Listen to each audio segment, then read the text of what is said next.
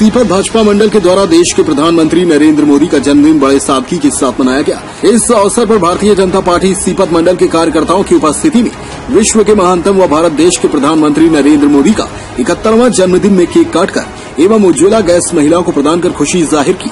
इस मौके पर जिला पंचायत प्रतिनिधि दिलेंद्र कौशिल ने कहा कि आदरणीय प्रधानमंत्री नरेंद्र मोदी जी ने देश को आत्मनिर्भर बनाने की दिशा में जो काम किया है उससे हम संकल्प के साथ अमल करेंगे। सीपत मंडल के महामंत्री अभिलेश यादव ने भी अपने विचार रखे। इस अवसर पर सीपत भाजपा मंडल अध्यक्ष राज्यवर्धन कौशिक, वरिष्ठ भाजपा नेता यदुराम साहू, एमन लाल साहू, तमेश्वर कौशिक सहित मंडल व क्षेत्र के कार्यकर्ता मौजूद थे। 14वें प्रधानमंत्री सम्माननीय नरेंद्र मोदी जी का 71वां जन्मदिन है। इस अवसर पर उन्होंने जो संदेश दिया है भारत को कि देश को आत्मनिर्भरता की ओर आगे बढ़ाना है, हम लोग भी उनके इस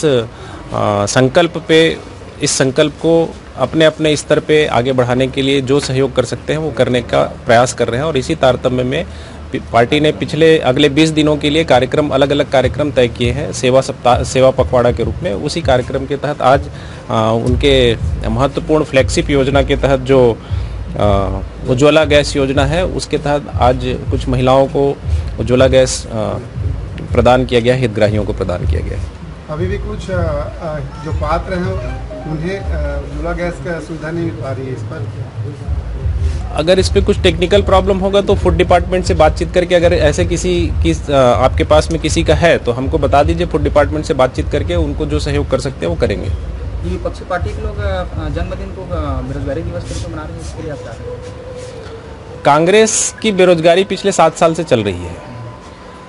भारतीय जनता पार्टी के प्रभाव को देखते, विश्व की सबसे बड़ी राजनीतिक पार्टी है भारतीय जनता पार्टी, उसके प्रभाव को देखते हुए कांग्रेस के लोग जो है खिसियानी बिल्ली खंबा नोचे के तर्ज पे काम कर रहे हैं। जनता ने कांग्रेस पार्टी को विपक्ष में बैठने के लायक भी नहीं बचाया। पिछले 2 पंचवर्षीय चुनाव में, पिछले चुनाव में कांग्रेस पार्टी को सिर्फ 44 सीटें मिली थी और इस बार के चुनाव में 2019 के चुनाव में 55 सीटें मिली है। विपक्ष का नेता बनाने के लिए भी 10% सीटों की आवश्यकता होती है। जनता ने कांग्रेस को 10% सीटें भी नहीं दी है और विपक्ष में भी उनका नेता मनोनयन से चल रहा है।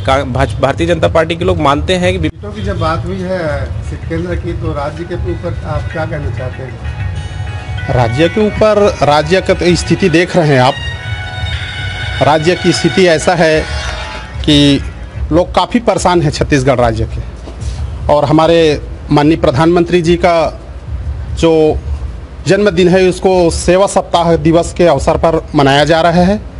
और भारतीय जनता पार्टी कार्यकर्ता सभी मंडलों में एक कार्यक्रम आज हो रहा है और ये कार्यक्रम 1 सप्ताह तक चलेगा। और माननीय प्रधानमंत्री जी का जो योजना है उसको तो सब भली भांति से जान रहे हैं। धर्मांतरण बहुत काफ़ी जोर शोर से उछल रही है सीपत क्षेत्र में, बात क्या है?